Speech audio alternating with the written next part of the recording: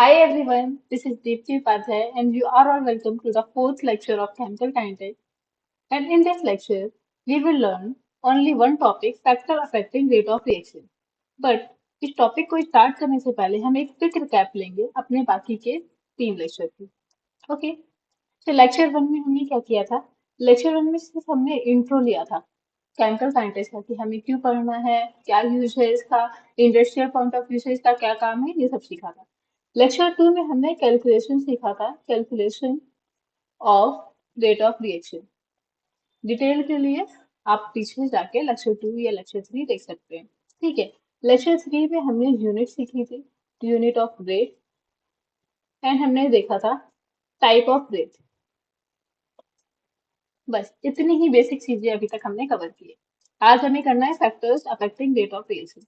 पर इसको भी शुरू करने से पहले मैं आपको ये बताना चाहूंगी कि जब हम लास्ट लेक्चर में बात कर रहे थे, तो जब हमने टाइप ऑफ रेट पढ़ा था, तो हमने देखा था कि हमारे पास होता है एवरेज रेट। कि अगर हमें एक जगह से दूसरी जगह जा रहे हैं और हमें एवरेज स्पीड पता करनी है डेली लाइफ एग्जाम्पल में, नॉट इन केमिकल इक्वेशन, तो क्या होता है? एवरेज स्पीड अलग होती है, लेकिन हमें एग्जैक्ट मोमेंट पे किसी की स्पीड जाननी हो तो उसके लिए अलग होता है, स्पीडोमीटर का यूज करते हैं। वैसे केमिकल रिएक्शन में भी तो बहुत जेन्युइन सा क्वेश्चन आ सकता है कि मतलब रेट चेंज हो ही क्यों रही है। हम ये सोच सकते हैं ना कि रेट चेंज ना हो, या किस फैक्टर पे चेंज हो रही है। तो बेसिक सी चीज ये है कि जो रेट है वो चेंज होती है क्योंकि जो कंडीशंस होती हैं उसके आसपास रेट के, वो कंडीशंस चेंज होती है। तो कंडीशंस चेंज होती है तो रेट चेंज हो सकती है।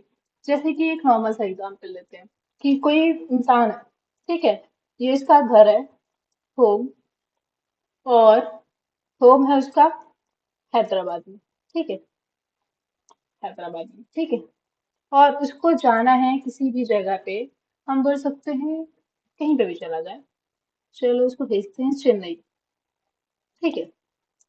अब उसको चेन्नई जाना है, तो अगर कोई पूछेगा इसका एवरेज स्पीड होगा, तो हम वैसे ही निकालेंगे टोटल डिस्टेंस ट्रेवल, माना कि एक्स, ये टोटल डिस्टेंस इसने मान लीजिए एक्स ट्रेवल किया, ठीक है। तो total distance travel upon total time taking, ठीक है।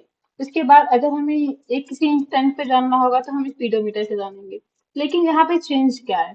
क्या ये यहाँ होम से अगर चेन्नई जा रहा है, हैदराबाद से चेन्नई जा रहा है, तो सारी जगह क्या इसकी स्पीड चेंज होगी?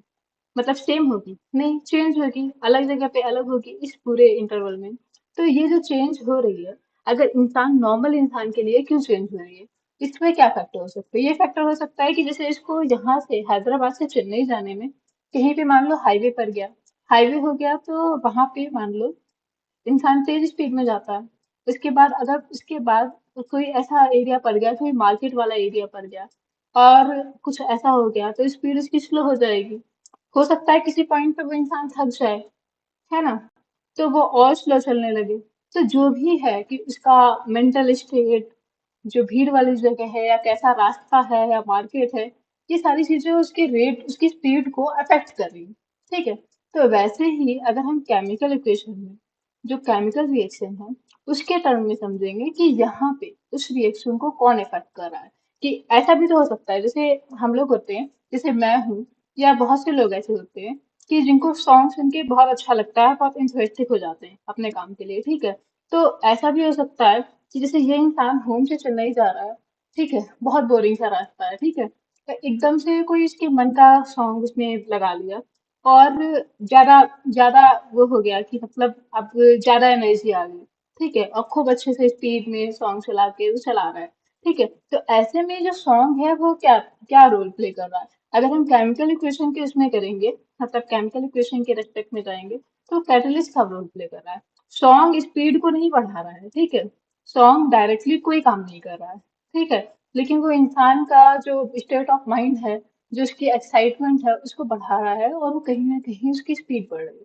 तो ऐसे बहुत सारे फैक्टर हैं नॉर्मल लाइफ में एक जगह से दूसरी जगह जाने में, ये जो इंसान, इसके हिसाब से इसकी स्पीड डिपेंड करेगी। वैसे ही हम केमिकल रिएक्शन में कुछ रेट होती हैं, मतलब कुछ फैक्टर होते हैं जिन पे रेट डिपेंड करती है, हम इन फैक्टर्स को पढ़ेंगे।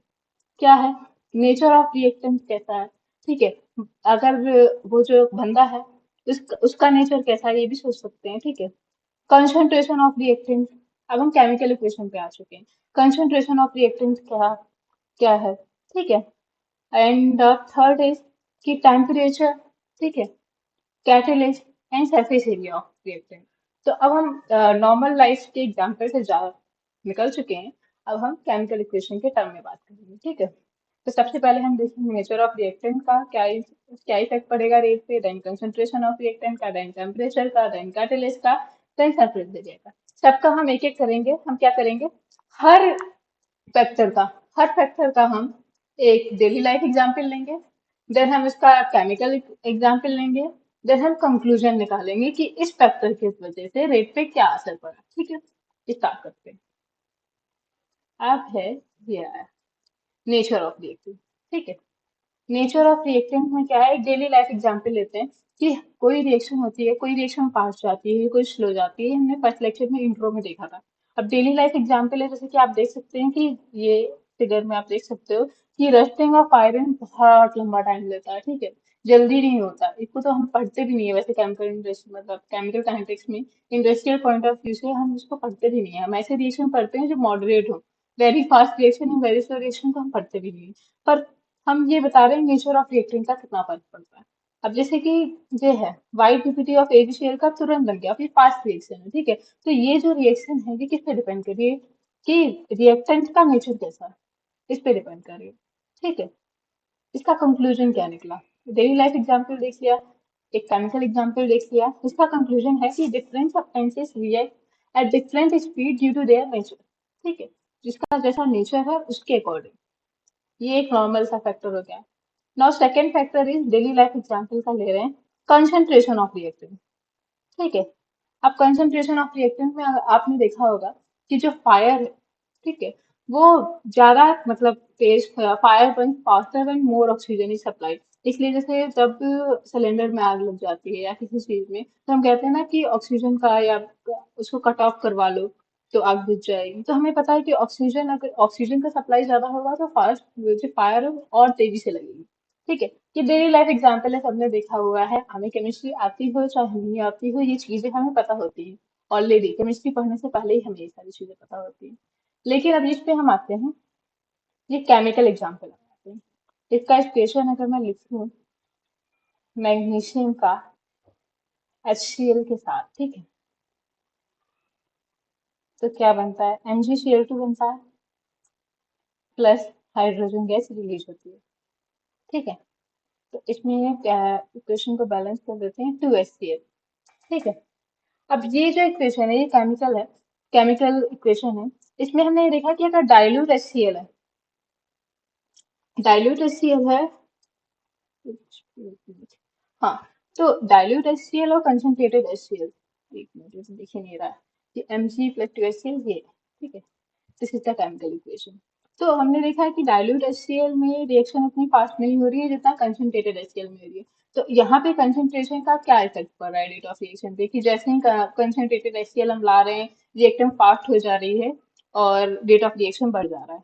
तो यहाँ पे क्या है, तो कंसंट्रेटेड HCl का मतलब क्या है कि जैसे एक वर्ग मतलब होता है ना, ये सेम वॉल्यूम में, ठीक है, यहाँ पे कम एच कम HCl है, उसी सेम वॉल्यूम में अगर हम HCl का अमाउंट बढ़ा दें, उसका कंसंट्रेशन बढ़ा दें, तो H+ के पार्टिकल ज्यादा हो जाएंगे, H+ के पार्टिकल ज्यादा हो जाएंगे, और Mg और H+ के पार्टिकल में कोलिजन होगा, और कोलिजन होगा तो इसके बाद फिर रिएक्शन ज्यादा फास्ट हो जाएगी, ठीक है। तो इसका कंक्लूजन क्या है कि higher concentration increase the rate of reaction. इसीलिए जब भी हम कंसंट्रेटेड HCl लेते हैं तो हमारा जो मैग्नीशियम है वो ज्यादा से ज्यादा डिजोल्व होता है और हाइड्रोजन गैस ज्यादा से ज्यादा रिलीज होती है। इस पिक्चर में क्लियरली दिख रहा है कि जब डाइल्यूट HCl था तब ऐसा कुछ नहीं हो रहा है, रिएक्शन धीरे धीरे हो रही है। तो जैसे ही कंसंट्रेशन HCl का बढ़ा सेम अमाउंट ऑफ वॉल्यूम में, हमारा रिएक्शन फास्ट हो गया। तो पहला इफेक्ट था नेचर ऑफ रिएक्टेंट, दूसरा रेट पे किसका फैक्टर पड़ रहा है, कंसंट्रेशन ऑफ रिएक्टेंट का। अब कंक्लूजन क्या है कि higher concentration increases rate of reaction, ठीक है। अब हम थर्ड पे आते हैं, टेम्परेचर को। टेम्परेचर का डेली लाइफ एग्जाम्पल लेते हैं, ठीक है। डेली लाइफ एग्जाम्पल ये है कि आपने नोटिस किया होगा, सबने ही नोटिस किया है कि जो गर्मियों के टाइम पे जो दूध होता है वो जल्दी स्पॉइल हो जाता है, ठीक है। और अगर हमें क्या कहते हैं उसको बचाना होता है, स्लो रिएक्शन करवाना होता है, तो हम क्या करते हैं, रेफ्रिजरेटर में रख देते हैं। ये डेली लाइफ एग्जाम्पल है, सबने एक्सपीरियंस किया है। हमने देखा है कि गर्मियों के टाइम तो जल्दी फट जाता है और सर्दियों के टाइम हमें नहीं फटता है। और गर्मी में अगर हमें बचाना है तो हमें फ्रिज में रखना पड़ता है। इसका केमिकल एग्जाम्पल है, केमिकल एग्जाम्पल तो एक ये है कि जो ये है, at room temperature reaction between sodium thiosulphate and HCl इतना फास्ट नहीं होता है, लेकिन जैसे हम हीट करते हैं तो फास्ट हो जाता है। तो इसके पीछे का क्या रीजन हो सकता है? मेरे टेम्परेचर का क्या काम है? टेम्परेचर का ये काम है कि जैसे ही टेम्परेचर बढ़ता है, ठीक है, तो जो रिएक्टेंट का जो काइनेटिक एनर्जी है वो बढ़ जाती है। काइनेटिक एनर्जी बढ़ जाती है तो मूवमेंट ज्यादा होने लगता है, मूवमेंट ज्यादा होने लगता है तो कोलिजन फास्ट हो जाता है, कोलिजन फास्ट हो जाता है, डेविएशन भी फास्ट हो जाती है। ज्यादा डीप में नहीं जाएंगे हम, क्योंकि हम अभी चैप्टर के बिल्कुल स्टार्टिंग में हैं। हम बेसिक आइडिया ले रहे हैं कि किसकी वजह से क्या फर्क पड़ता है, ठीक है।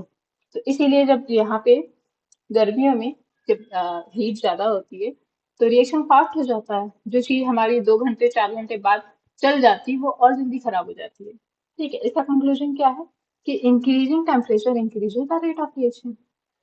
अब आते हैं फोर्थ पे, कैटलिस्ट का क्या यूज है, ठीक है। एक daily life example, daily life example ये है कि जो कैटलिक कन्वर्टर जो व्हीकल में यूज होता है वो हार्मफुल गैसेस को, मतलब कन्वर्ट हार्मफुल गैसेस फास्टर।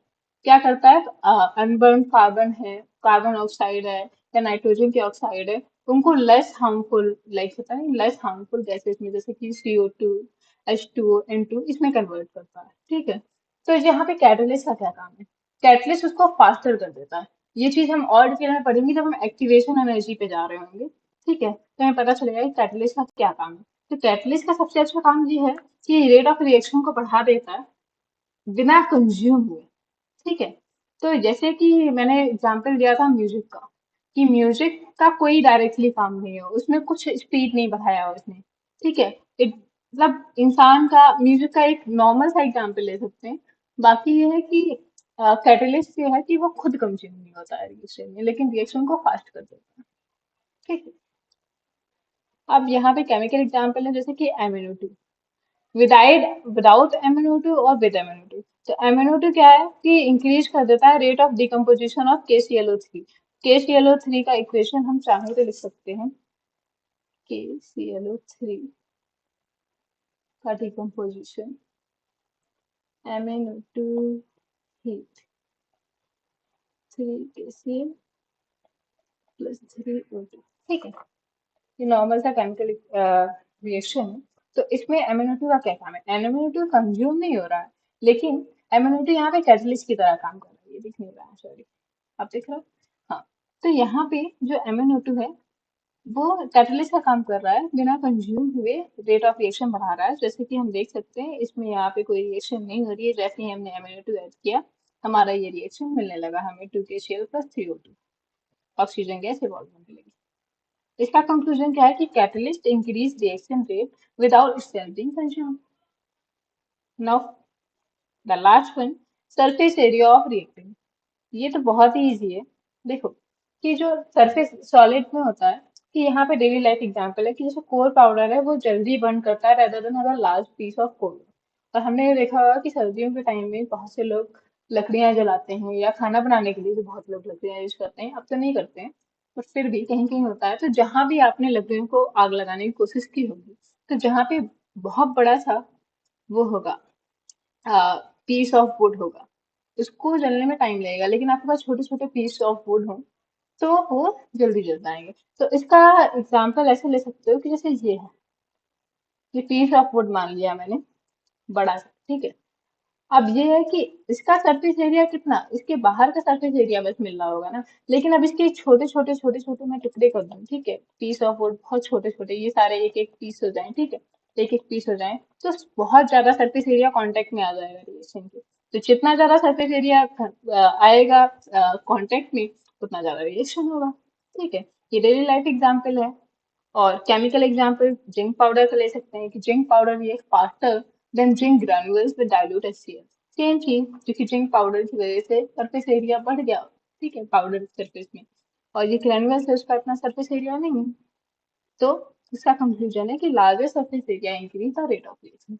तो ये 5 फैक्टर थे जिन पे रेट ऑफ रिएक्शन डिपेंड करता है। ठीक है, अब इसकी समरी देख लेते हैं। हमने क्या पढ़ा अभी? अभी इस लेक्चर में हमने ये पढ़ा कि nature of reactant, some reactions are fast while others are slow, ये रिएक्टेंट के नेचर पे डिपेंड करता है। कंसंट्रेशन, जैसे कंसंट्रेशन बढ़ता है, हाई कंसंट्रेशन वो रेट भी इंक्रीज कर देता है। थर्ड हमने पढ़ा टेम्परेचर, कि हाई टेम्परेचर, जितना ज्यादा टेम्परेचर होगा वो रेट ऑफ रिएक्शन इंक्रीज करेगा, रेट इंक्रीज करेगा इन जनरल। ठीक है, कैटलिस्ट है वो इंक्रीज करता है रेट ऑफ रिएक्शन का बिना कंज्यूम हुए, है ना। और सरफेस एरिया जो है वो जितना ज्यादा होगा रेट ऑफ रिएक्शन उतना फास्ट होगा। सो ये 5 फैक्टर मेन फैक्टर हैं जो रेट ऑफ रिएक्शन को मतलब डायरेक्ट करते हैं। इनके थ्रू ये होता है कि कुछ रिएक्शन फास्ट होती है, कुछ स्लो होती है, और कभी कभी सेम ही रिएक्शन फास्ट और स्लो हो जाती है, डिपेंड करता है फैक्टर। ठीक है, जैसे बहुत सारी चीजें हैं जो नॉर्मल से एग्जाम्पल आप देखेंगे कि सेम रिएक्शन है, उस पर हमने फैक्टर चेंज कर लिया, जैसे विद कैटलिस्ट किया तो वही सेम रिएक्शन हमें मिल गई जल्दी, लेकिन अगर विदाउट कैटलिस्ट करेंगे तो वो रिएक्शन हो सकता है प्रोसीड ही ना हो, बहुत घंटे लग जाए उसको कंप्लीट होने में। So that's all for this lecture. In the next lecture, we will learn rate law with the help of mathematical expression. तब तक के लिए bye. Happy learning.